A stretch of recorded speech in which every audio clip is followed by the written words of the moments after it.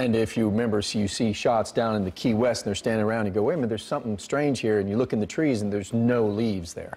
Because it was gone. The wind was so powerful. The wind was, you know, the Leeward Islands got hit by a hurricane. It was the most powerful one ever they've ever had.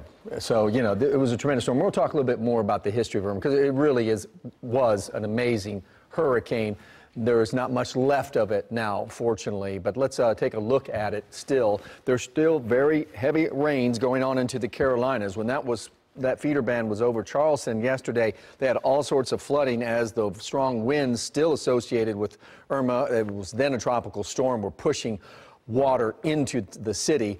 Now the winds are down to about 25 miles an hour. There's barely a circulation left, but the rain field you can see still stretches quite a ways. We are going to get some clouds from Irma, but the rain looks to peter out by the time it gets close to Texarkana. It is getting into parts of Arkansas.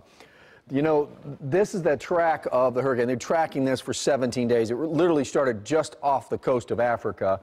And as bad as it was, it certainly could have been worse. One of the key things that happened is that the models kind of missed this. They had it more in the open water, but it went into Cuba. It made landfall on Cuba as a Category 5 hurricane. It had been 90 years since Cuba had been hit by a Category 5.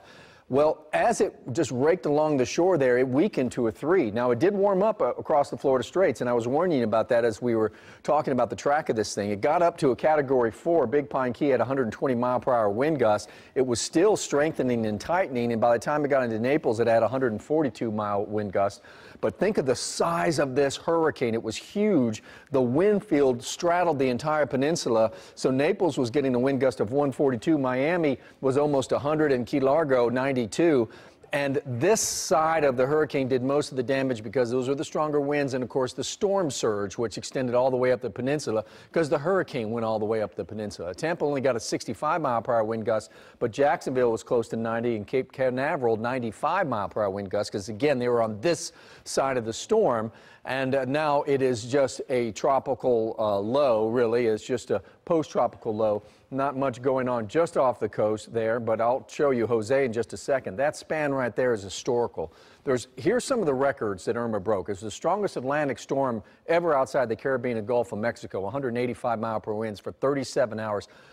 That's the longest time it's ever been that strong of any hurricane on record, and 3 days of Cat 5 was the longest in a satellite period, and it's not over. You see all these circles? These are things we're still watching in the tropics because September 10th is the peak. You still got a month of activities going on, and this is Jose with 75-mile-per-hour winds. It's going to take a loop, and then it's going to move off into open water, fortunately. We don't have to worry about that. It's looking.